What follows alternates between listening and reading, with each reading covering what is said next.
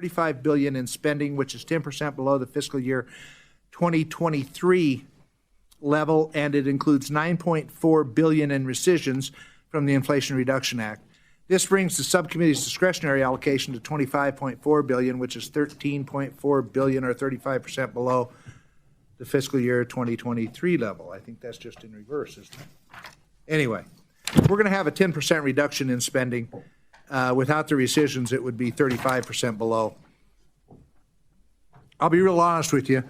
If you're looking for a pretty bill, this is not it. This is a hard bill, but frankly, it's a necessary bill.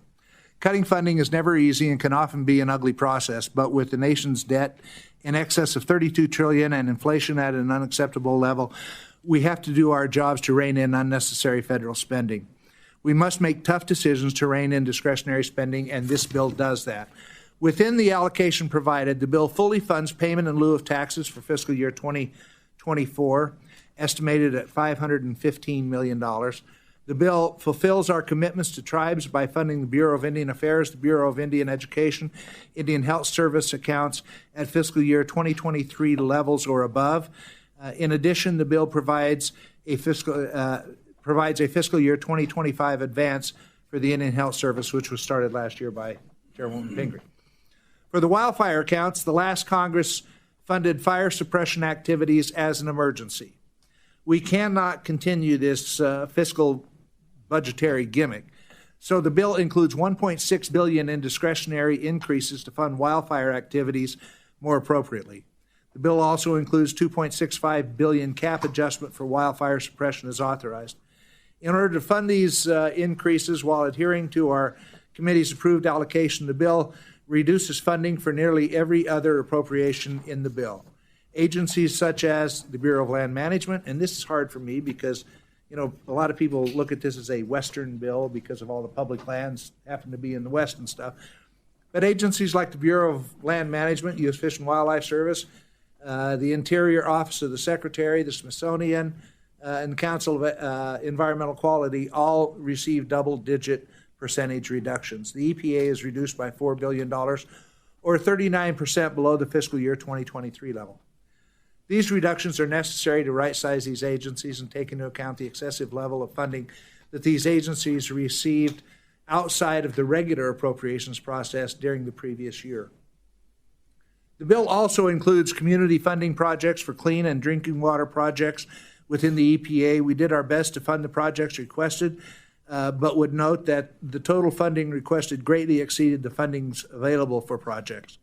In addition to right-sizing agency funding levels, the bill includes important policy limiting the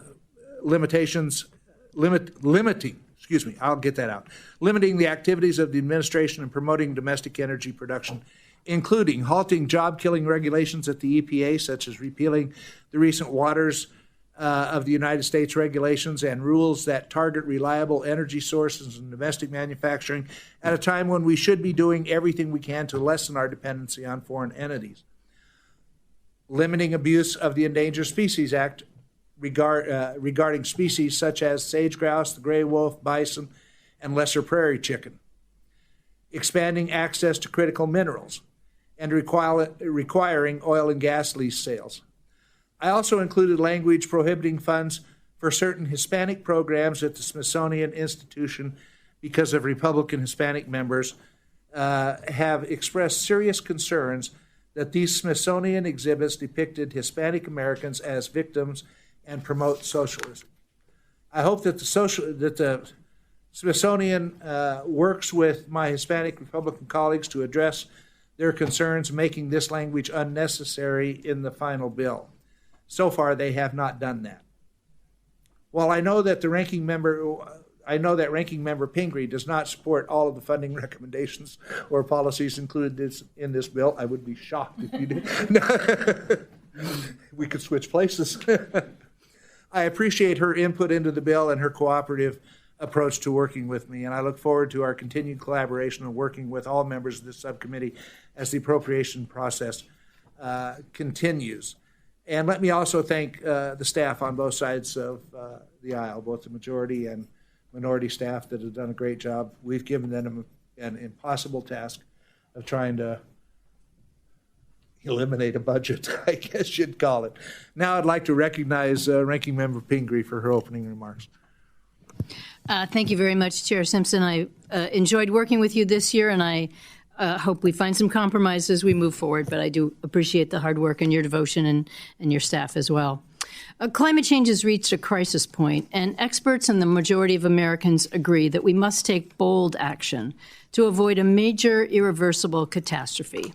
So I am greatly disappointed and frustrated by the bill before us. This bill is one of the most harmful attacks on America's efforts to tackle climate change. The bill cuts funding for the Environmental Protection Agency by nearly $4 billion, or 39%, and it rescinds more than $7 billion of vital investments provided by the Inflation Reduction Act for the United States to take immediate, economy-wide climate action. This bill, in addition to the cut proposed in the state foreign ops bill, nearly eliminates the Greenhouse Gas Reduction Fund, which was established by the Inflation Reduction Act to mitigate the costs of climate pollution through investment in low and zero-emission technologies.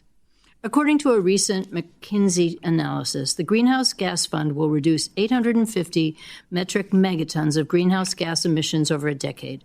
That accounts for 1/6 of the reductions needed during that time frame to meet our climate goals. Additionally, it's expected to create 1 million jobs over the next decade. So the majority's attacks on the Greenhouse Gas Fund are a very disturbing indication of yet another willful denial of the crisis that we collectively face. The damage inflicted by this bill extends beyond climate change. The bill eliminates the Environmental Justice Program and rescinds the $1.4 billion from the environmental and climate justice grants provided through the Inflation Reduction Act. It curtails the progress that has been made to ensure that all people enjoy the same degree of protection from environmental and health hazards. It abandons those groups that currently bear a disproportionate share of the negative environmental consequences, which includes large swaths of rural communities that many of my colleagues, as well as myself, across the aisle represent. This bill also slashes funding for enforcement of the Clean Air and Clean Water Acts, which will lead to increased level of pollution and create an unfair playing field in which polluters have the advantage.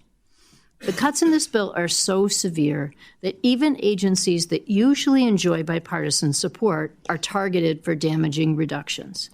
The bill cuts the National Park Service by 13%.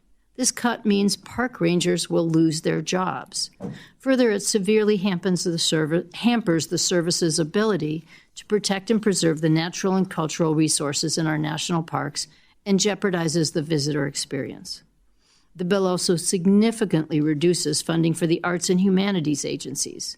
The arts have an incredible value as a positive tool for economic development, education, and community building, and I will strenuously oppose these cuts in the final spending agreement. The bill fails our nation's wildland firefighters. It does not provide any of the funding requested by the administration to support wildland firefighters and their families through better compensation, safe housing, and health and well-being assistance. Without this funding, the firefighters will lose the compensation increases first provided in the bipartisan infrastructure law at the end of this year. I was relieved to see that the bill continues the advance appropriations for the Indian Health Service, and I want to thank the chair for his commitment to the BIA and to all Indian funding and sticking with his word on that. Advance appropriations for Indian health was put in place by the Democrats last year. Now, the truth of the matter is if Congress did its job, advance appropriations would be unnecessary. But unfortunately, House Republicans are showing us why such a backstop is crucial. By reneging on the budget agreement and doggedly pursuing partisan appropriations bill, they are putting us on a path to a government shutdown. Finally, the bill includes an exhaustive list of anti-environmental riders that seek to derail any effort to combat climate change and that undermine clean water and clean air protections. They give an open invitation to exploitive oil, gas, and mineral leasing by blocking environmental regulations and even overriding judicial review. At the same time, the bill suppresses clean energy production. Clean, renewable energy is critical if we are going to save our planet for future generations. And sadly, the bill also contains numerous discriminatory riders, which have proven so divisive in our earlier markups. I'm particularly shocked to see the majority's posture towards Latinos with a policy rider that prohibits the Smithsonian Institution from highlighting the contributions of American Latinos in U.S. history and culture by denying funds for the new National Museum of the American Latino and for the operation of the Molina Family Latino Gallery. The majority of Americans support becoming carbon neutral by 2050, and they support taking responsibility for future generations. The austere and irresponsible cuts in this bill do not align with their values. I want to thank Ranking Member DeLauro and the Chair, Ms. Granger, for their tireless efforts, for the committee, for the staff of our committee who have worked very hard at challenging times, and the staff on the other side of the aisle who I know have put in a lot of hours on this bill. But I do oppose the bill. I urge my colleagues to oppose the bill, and I yield back.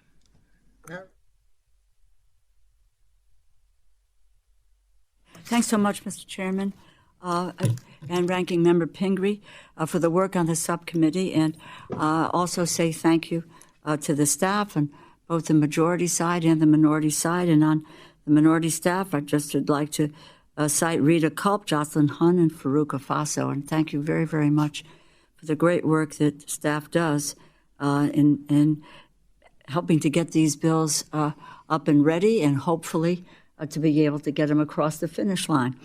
When it comes to protecting the environment, ensuring our air is safe to breathe, our water is safe to drink, and we are resilient in a changing climate, the majority has taken the side of the most egregious polluters and reality deniers. This legislation takes an aggressive anti-environment stance with a crippling 39% cut to the EPA. The ensuing collapse of our means of protecting the environment and public health would mean more asthma cases, more cancer diagnoses, and more natural disasters afflicting American families. The majority cuts the EPA's Clean Air program by at least $200 million, $660 million below the president's request, and it zeroes out funds for environmental justice. They would cut the EPA's infrastructure grants, the grant programs, by $1.8 billion. Now, these are not numbers on a page. This is the air in our skies and in our lungs. This is the water that we drink and bathe and cook with. These are basic life necessities that we have a simple obligation to protect for the American people. On top of these dangerous cuts, Republicans are slashing funding for the arts and prohibiting the Smithsonian from highlighting the contribution of Latinos in the United States' history and their culture by really not making it possible to move forward with a National Museum of the American Latino and not funding the Molina exhibit. This is shameful. Does not reflect American values. When we think of the museums that we do have today that reflect the culture of the various groups in our nation, it is positively mind-boggling that we would prohibit the movement forward on a National Museum of the American Latino. The ramifications of cuts in this bill would reach every corner of the Interior Department. It damages our public lands, promotes dirty energy, jeopardizes biodiversity, obstructs the U.S. response to the climate crisis. The majority is opening our public lands, the property of the American people, for oil, for gas, for mineral leasing, and in some cases going so far as to blocking judicial review. The majority is hindering clean energy projects while promoting fossil fuels lease sales. And the majority is accelerating ecosystem decline by abandoning protections for our most vulnerable predators, like the gray wolf and the grizzly bear. I have proudly worked across the aisle to protect our environment for Americans past, present, and future, and immensely disappointed to see the majority abandon their commitment to conserving America's fragile lands and natural resources. I would not think the majority needs lecturing on their own party's history. But this bill is a notable reversal from the proud and the bold conservation efforts of Republicans from decades past. I need not remind my colleagues which president created the EPA. It was President Nixon who created the EPA. I am pleased, as the ranking member pointed out, on the advanced funding for the Indian Health Service, which I was proud to be able to work with the chair at the time on moving forward on that issue. Finally, the majority has again gone out of their way to zero out programs that have anything to do with equity. Riders in the bill prohibit funding for diversity, equity, and inclusion and accessibility in the federal workforce. With its cuts, indefensible riders, and absurd rescissions, the majority, I believe, has subverted the relevance of the Appropriations Committee. And for all of these reasons, I must vote against the bill, and I urge my colleagues to do the same. I thank you, and I yield back. Thank you, gentlelady. Are there any members who wish to make comments? If not... Mr. Chair, I'll be extraordinarily brief. We need to get Pelt back where it belongs, into the Ways and Means Committee.